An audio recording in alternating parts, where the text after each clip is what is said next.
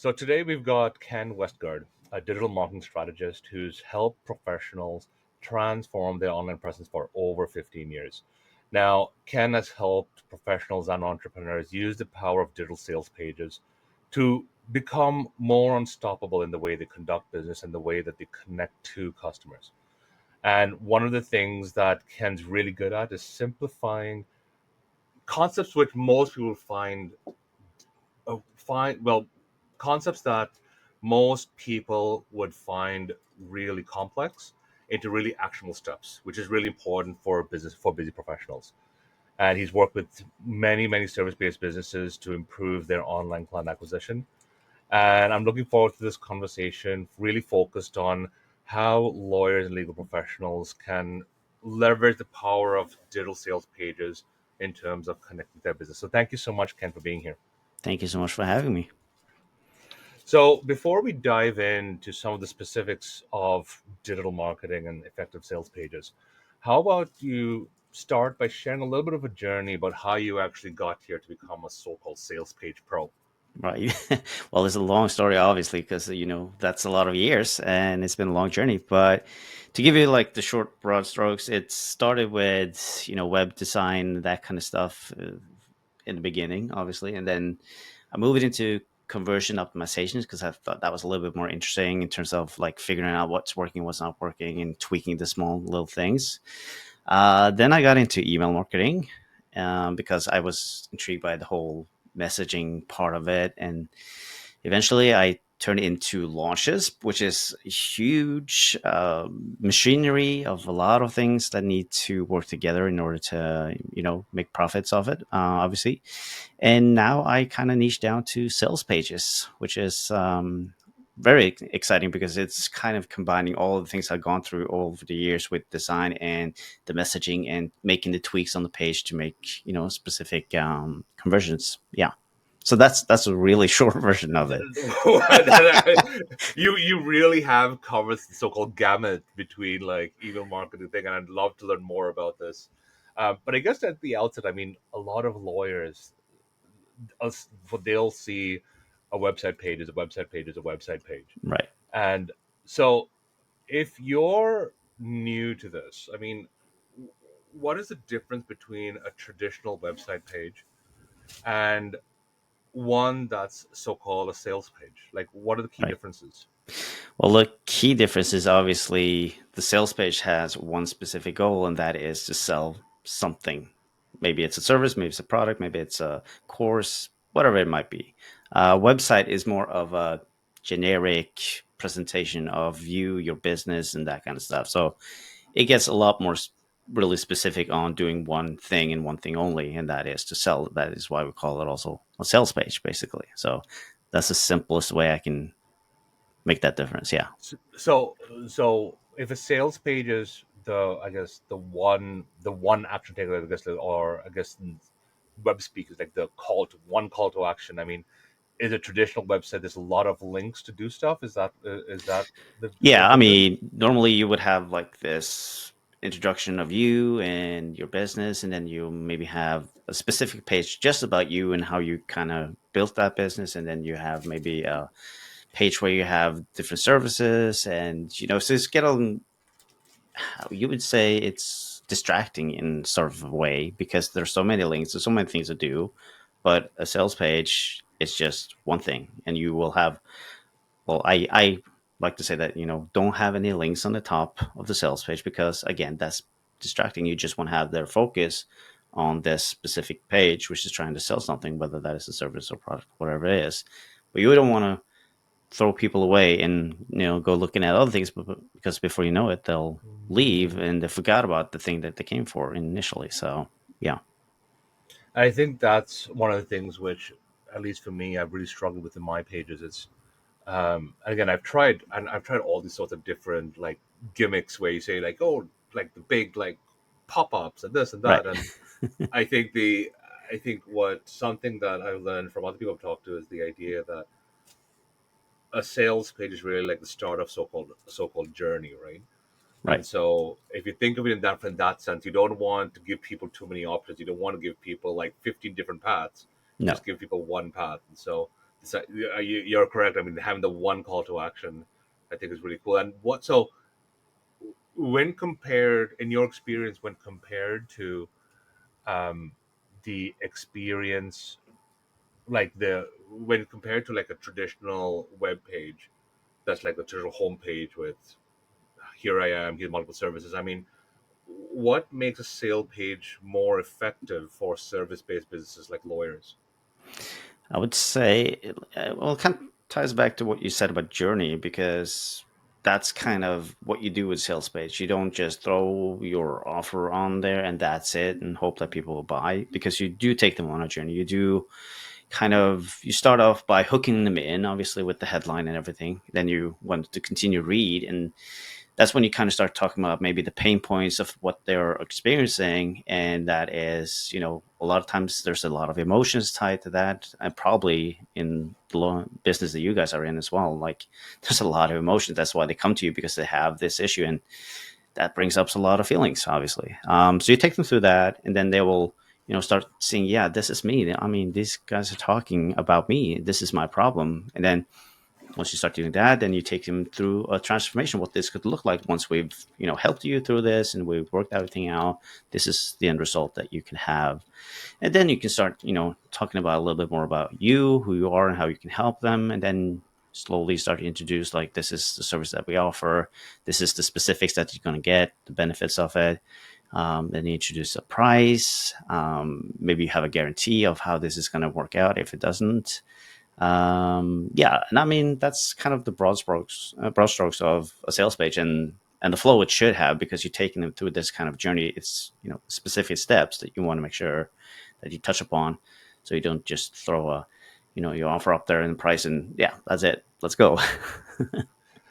And I mean, I do want to get into the different components of a sales page shortly, but I think one of the biggest challenges, especially as a legal profession, like legal profession is all building trust, and we don't want Mm, to get gimmicky. And I think yeah, when you look at like digital sales, a lot of digital sales is really gimmicky and very, and especially if you're an introvert like I am, like it doesn't really feel authentic, right? right. So how, I mean, can you describe some of the common misconceptions about sales pages, or maybe even how sales pages can be used without appearing too overly gimmicky or overly salesy? Like how, like is there a way for that to happen? I think definitely there's a way to kind of keep that natural, authentic, throughout the page. I mean, obviously there was, it's marketing, it's a sales page, it's supposed to sell, so obviously there's still going to be things that you use that would probably seem marketing wise, but as long as you make sure you bring yourself into the page, like you really show off who you are, maybe use some kind of a language that you would use, don't get too tied up in the uh, professional legal stuff, maybe, because at the end of the day, it's building a relationship with the client, obviously, regardless of how you look at it, and they need to trust you in some kind of way. And I think just showing like who you are and using the right language, and particularly that is definitely using their language when you're speaking to them throughout the messaging in on your sales page. Obviously, it's very important, because if we don't, obviously he's not going to connect with them at all. So I think that the whole connection piece is a big part of it. Oh, great. So now let's move on to like the effects of the. So you talk about a conversion triangle, I guess. Is that correct? Right? Yep, that's my And framework. so can you talk a little bit about that and break it down a little bit for our listeners? Yeah, sure. So the simplest way I like to break down a sales page is by saying that we have like three main elements of the page. So the first one is called captivating copy, which is all about the messaging and that kind of stuff. And then we have something called visual flow, which goes into the design of things and how things flow throughout the page. And then we obviously have the money making offer, which is your offer. Um, and I can go a little bit deeper as well. Like with the money making offer, there's three things that I think is important for us to kind of look at when we talk about that. It's how you position value of your offer. And obviously, finding a gap in the market is really important, because if you are the only one who's doing that kind of service in the market, obviously people are going to come to you. So, getting specific in a niche. And then you have something called offer amplifiers, where you could, obviously this probably goes a little bit more into people doing digital courses and stuff like that, but adding some bonuses, guarantees, things that provide more value or give some urgency or stuff, or build trust basically. But again, like I said, that's probably more for people doing online stuff, obviously. But yeah. And then That's great. for, yeah, anything you want to ask Um, about that? So no, hit me. yeah, no. I mean, I think that one of the challenges with legal profession, we talked about this just before we started, is the idea of, because a lot of the legal profession in most jurisdictions is professionally regulated by Yeah. a professional body, and we've got certain things to adhere to. And so I do. So one of the challenges, obviously, is that in a lot of jurisdictions, including Ontario, which is where I'm practicing at, um, you can only bill for services and collect monies technically after the services are provided. Hmm. Um, Now you touched upon this idea of of having online bonuses and all this type of stuff. I mean, if I can just dive into that a little bit more, because I think that's Yeah. interesting. I mean, given that lawyers, and this might actually tap into experiences that you've had before. I mean, given that lawyers are um, really in the business of advisory relationships, like like you are in a position of trust, people trusting you. It's a Yeah. relationship, and I've especially after the pandemic, I really come to the belief that a lawyer is something that every business owner needs to have and really build a relationship in. Hmm. And so when you're talking about the conversion triangle framework, what are the ways in which lawyers can use these so-called digital sales pages as sort of, and not really bill for, let's say, the service of a contract, but bill for something else that's more relationship driven, Hmm. right? Like, are there ways in which professional service providers can reframe the services so that it builds on more of an ongoing subscription based type of relationship? That's a good question. Um, I know that I've seen people have some kind of subscription based kind of thing. And I've seen lawyers kind of, uh, I mean, within our group, like BBD, that we're both part of, you have one lawyer who is trademark lawyer, Joey Vitale. Yeah. You might Yeah. know him. Yep. And so he has been focused on trademarking, which is obviously a big deal for people in the digital world, obviously, but still, regardless. But he still managed to kind of find different things to work with, even in the digital space, just kind of taking a different position on it. So, and I think you can still, I've seen people build, with AI and stuff like today, you can build like creating contracts and stuff like that. But obviously, you built in something in Yeah. behind the scenes, obviously. So there's a lot of possibilities of creating something else. You just got to start thinking a little bit outside of the box and not just thinking about, okay, I'm in my office, I need clients inside this door, and that's how it works. Because yes, that's how it used to work. But today we have so many, opportunities to do different things with the things that happening with technology and stuff like that. I think that's great, cool, because I think um, another person that's really big in the space is Stu McLaren, who's a really big Yeah. memberships guy. And one of the things he talks about is what is that one piece of value that people are willing to pay over and over and over again, Yeah. right? And I think, especially for lawyers, a lot of lawyers are really big on the transactional piece, the one and done type of model. Yes. And I'm really now experimenting with this idea of building longer term relationships where um, you're moving away from a one to one model and looking for a one to many model, Hmm. where, let's say, even if it's like office hours, and it say that, look, every week or every month from this date to this date, or this time I'm going to be available.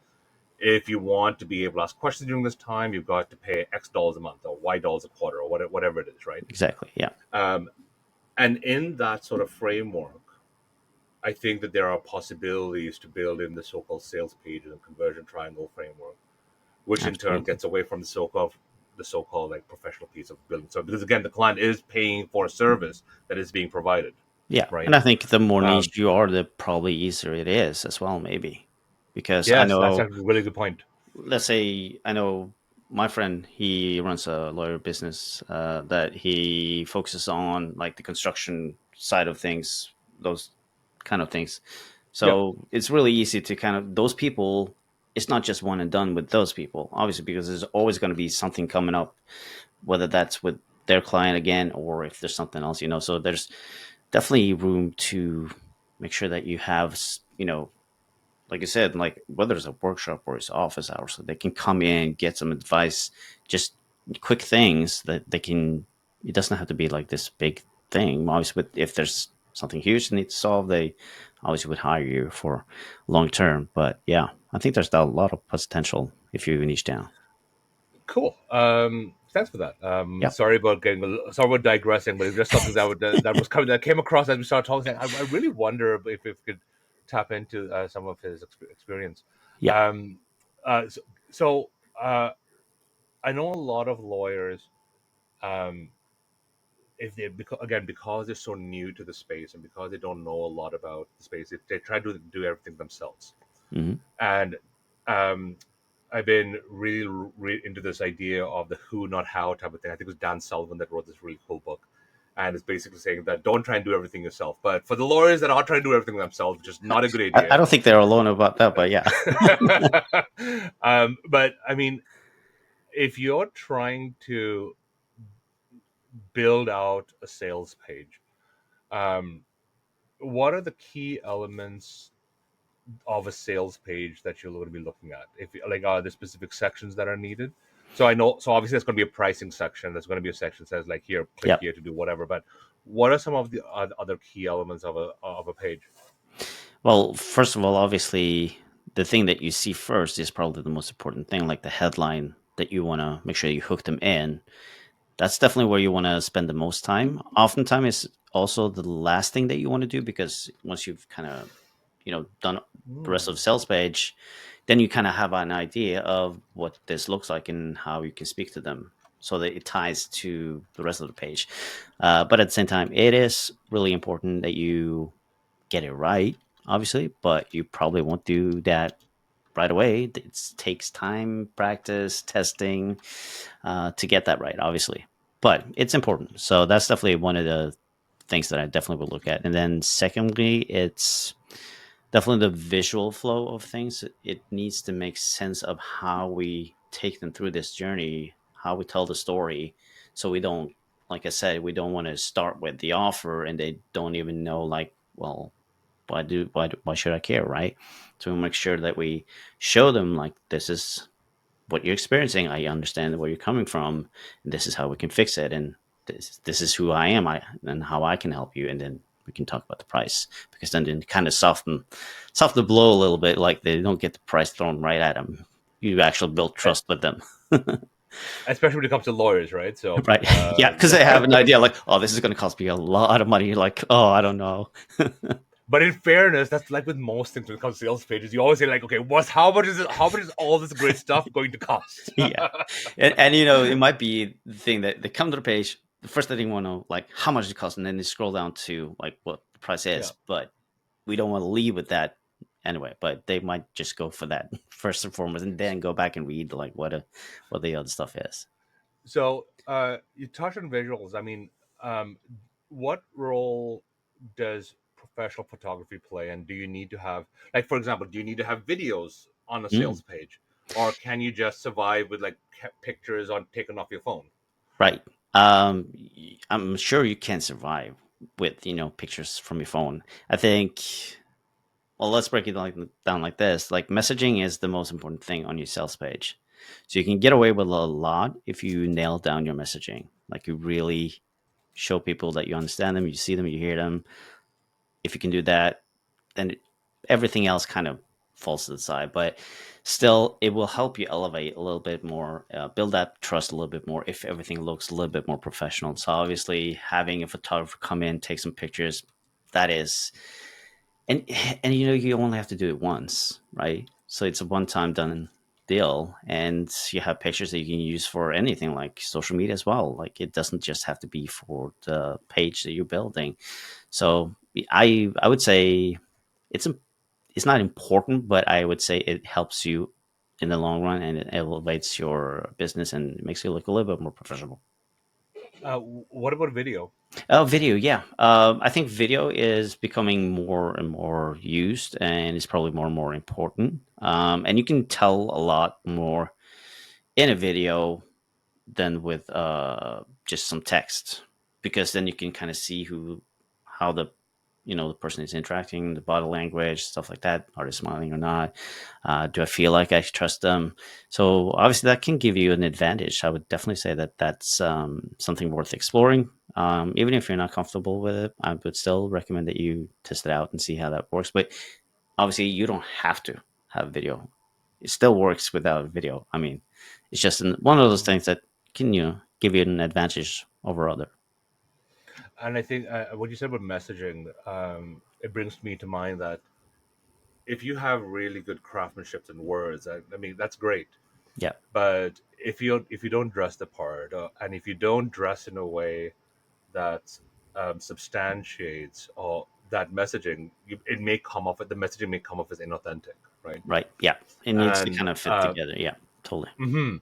And I think I mean, it's so funny. When I started my practice, I never really understood the value of a photographer because I Right. just saw the picture's a picture's a picture. Yep. And a couple of years ago, I did a photo shoot with a guy I met, and oh my goodness, he was incredible, and it Right. really transformed the way that I look at it because it really is about connecting a visual to a story Hmm. to authenticity, right? Yeah, and it's And like they so say, now pictures a thousand words, right? yeah, absolutely. And I've now come to believe that if you're starting out a practice, having a good photographer to really substantiate some of those things, because and like you'll see like the traditional corporate photography where they're all in a room, they're all in suits, and they're Yeah. all like with straight faces. They look like they're going off to war, and and I don't know. I think that we might be going into a world where that sort of stuff is less valuable than someone that is Yeah. approachable. That someone says, you know what, like I just want the truth, and I Hmm. just want to know what you can like, what you can do, what you can't do, and move forward that way.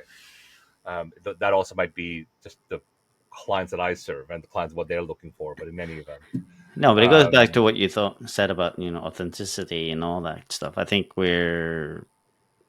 that's becoming more and more important as we go into 2025. To be honest. no, I hear you. Implementation. So in most of the conversations, I always like to talk about an implementation timeline. And so, again, if you are and so assuming that this is a lawyer that's looking trying to do everything themselves and not looking to get advice. I mean, what is one thing that they've listened to this video or they've listened to the audio?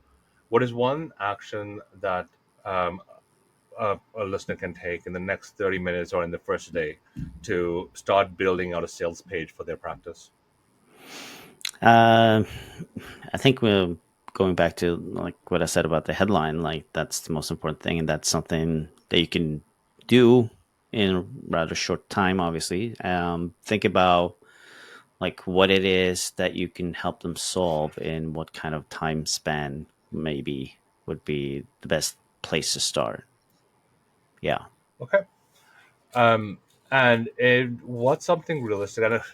And these questions are so terrible because or the questions that I usually create for this is so terrible because it assumes that everybody has the same technology and stuff, and which is absolutely not true. yeah. Um, but I mean, from a design perspective, so let's say they've worked on the headline. I mean, what is something that would be realistic for them to achieve in, let's say, a week in terms of a sale of designing a sales page, forgetting Mm, about the actual creation of a sales page and the right, right. connecting dots to the other.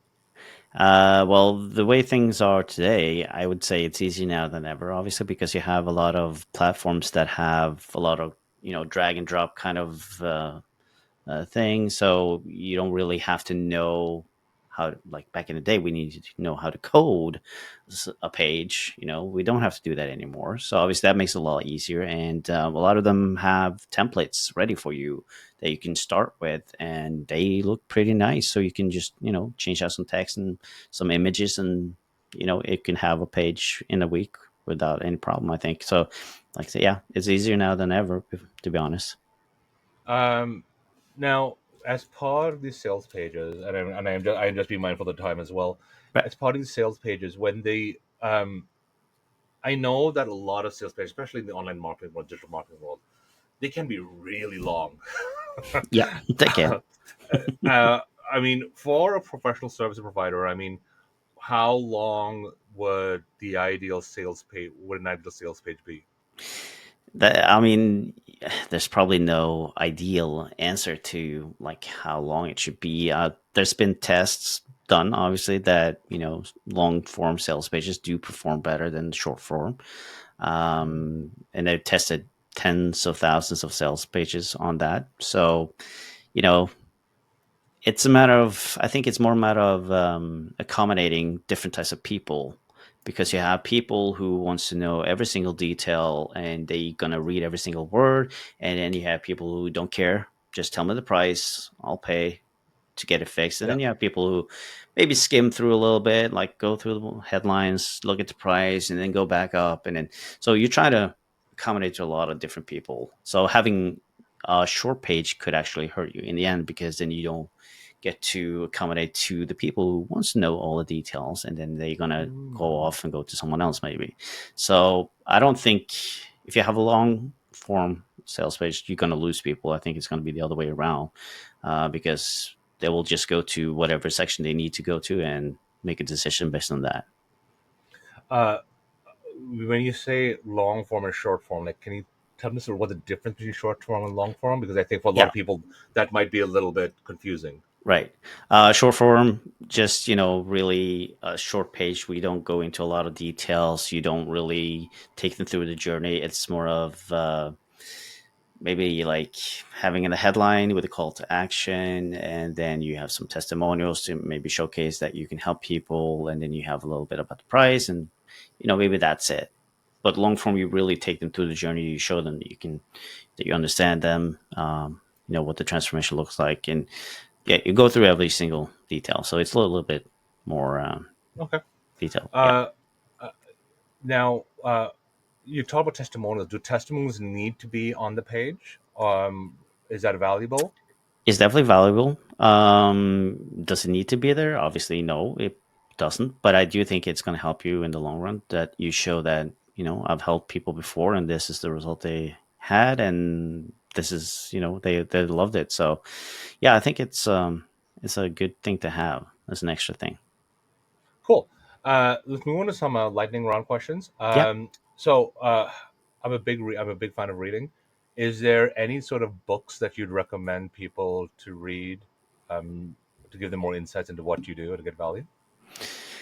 Uh, I would definitely take a look at Alex Hormozy. He has two books. One is called The $100 Million Leads, and one is called The $100 Million Offers. I think those are really good marketing type books that I definitely would take a look at. And there's also one, Laurel Portier. She has a book called, what's it called? Super Duper Facebook ads or something like that. I don't quite remember Yeah. the title, but it really helps you get into understanding how you can really utilize Facebook ads, because I know a lot of people will probably wonder how that could work. But she's a genius of making it simple, and that's definitely something I would recommend people to look into. Uh, Wicked. Can I ask what's your favorite productivity hack? Ooh, favorite productivity hack. I I would say, you know, keep things will keep distractions away from you when you're working, because a lot of times you can get into this flow, and if you have distractions, then you're going to get out of that flow, and it can kind of hurt the progress that you are making with whatever that is you're working on. So I like to keep things distraction free. Obviously with kids it's not always easy, but you try to Not make the best of easy it. at all. Nope. It's a lot of distractions. So sometimes you just 5 minutes and like another thing, and then 5 minutes and then another thing. So yeah, but definitely when you're in the Uh, flow, it's good to have no distractions. That's amazing.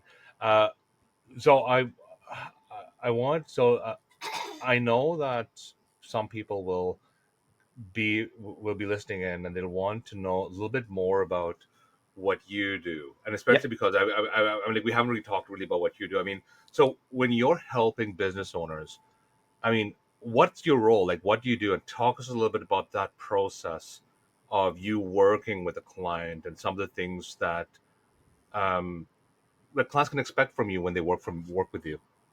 Well, it's definitely a collaborative thing because I do believe that you know the most about your business and most about your audience, essentially.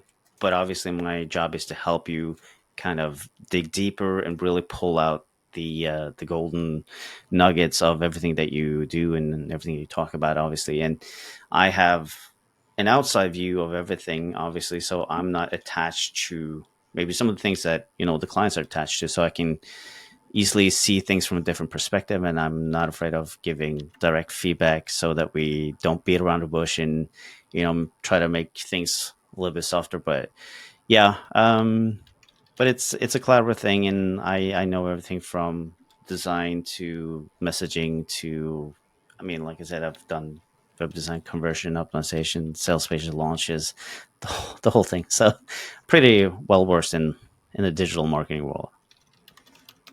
Yeah, the fact, I mean, I don't think I realized that you had so much of experience in the gamut of digital marketing, and so I think that's certainly something which I think that if someone does in fact work with you, they'll be able to leverage that experience. Yeah.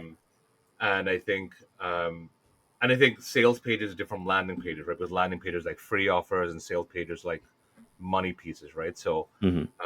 definitely something which I would encourage people to connect with. And speaking of which, how do people connect with you? Well, I can definitely connect with me on Instagram. It's at Ken Westgard, and yeah, so they can just hit me up in the DMs if they have any questions. Just say Romy sent me, and I'll help you out a little bit. That'll be great. And honestly, like this has been such an incredible conversation where, especially this idea of like using the photography piece and the videography piece, and Yeah. really understanding how uh, the role that sales pages can play, Hmm. especially if you're trying to build like recurring relationships. I think is huge. Um, Thank you so much for this really insightful conversation. My pleasure. And yeah, honestly, I hope listeners do connect with you, and you can take it from there. Okay. Awesome. So again, so for listeners, just remember to connect with Ken. Again, it's at Ken Westgard, and again, it just, you can correct me if I'm wrong. It's KenWestgard. I'll put the at stuff in the comments or whatever Yeah, it's called. that's right. Or they can just search up Um, the Sales Page Pro as well. That's easier, probably.